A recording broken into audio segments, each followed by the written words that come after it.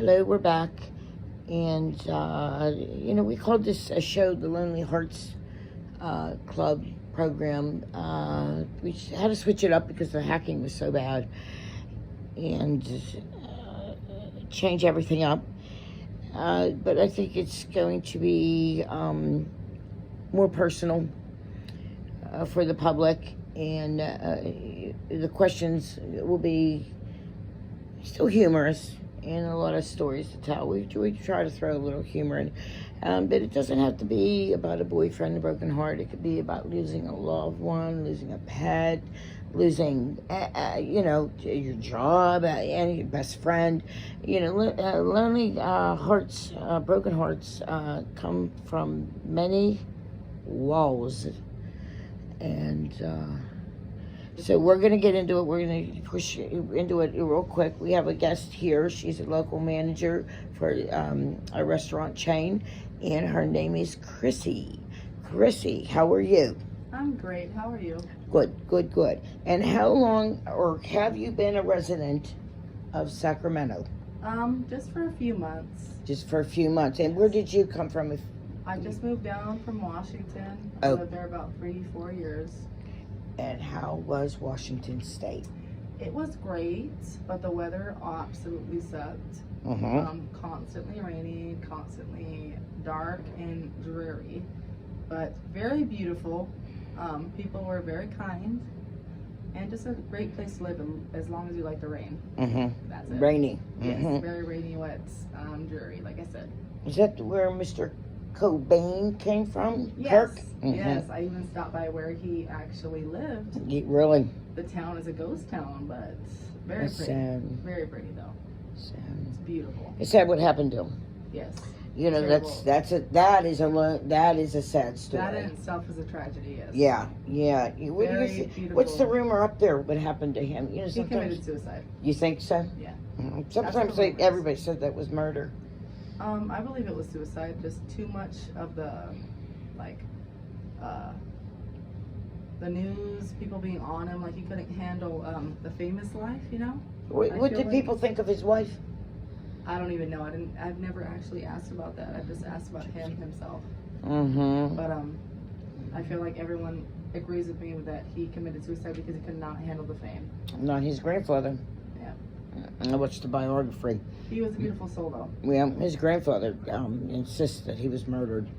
But that's another story, and, hopefully he's in peace. He's a very talented man, very unhappy. Yeah. And a grandfather said that too. May he rest in paradise. Yes, he will. Moving on to you. So you come down to Sacramento, and what do you think of it? I actually love it. I feel like people are a lot more friendlier here, a lot more outgoing, and more accepting. And Washington, if you weren't about your money, if you weren't up there, people didn't accept you or accept anything about you. Yeah. In Washington State, I've never been there, but I heard a lot of different things about them. A lot of strange things happen up there. Very different. Yeah. If you're not wealthy, then they don't accept you. Period. Right. Very expensive too. Yes. Extremely expensive. Yes. I don't know. I mean, I'm sure Los Angeles, Beverly Hills, Hollywood is expensive. No, not like Washington. I'm sure there's other places in California that are just expensive or more. But I think California and Sacramento, especially Sacramento, is basically cheaper than Pennsylvania. Yeah, for average living. Yes. I mean, I paid $1,200 for a house plus utilities, and it was only really a 1-bedroom house. Yeah, I paid $1,200 for a 1-bedroom apartment. Yeah, that's crazy. Yeah. And but the people are nice here. So you don't know much about the Arden area. It's getting a little bit. I've lived here for 2.5 years. It's getting a little rough. Yeah. It's getting a little sketchy, rough.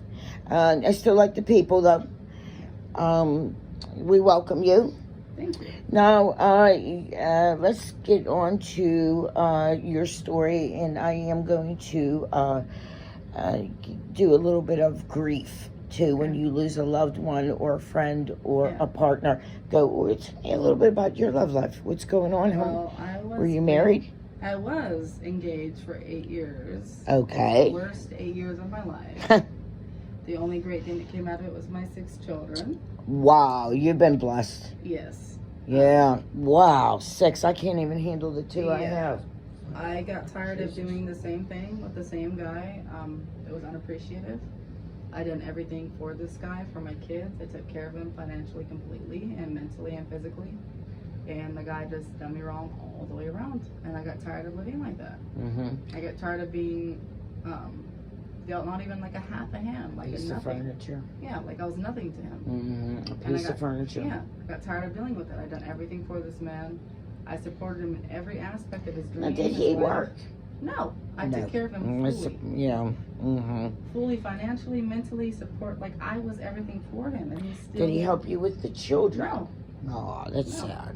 No. So you had it a little bit rough there. Yeah. Rough there. So that's the only relationship you've been in. That was one of them. Mm-hmm. I have 6 children. My first son was with another man, but he raised my first son since he was 7 months old. So he's been there with me for 8 years since my son was 7 months old. But he was very wrong to my son. He called him retarded and all kinds of bad stuff at the end. And your oldest son is what, autistic? Yes, he is. Mm-hmm. And he's a very sweet, loving boy. Like so you sort of had some rough relationships here. Yeah.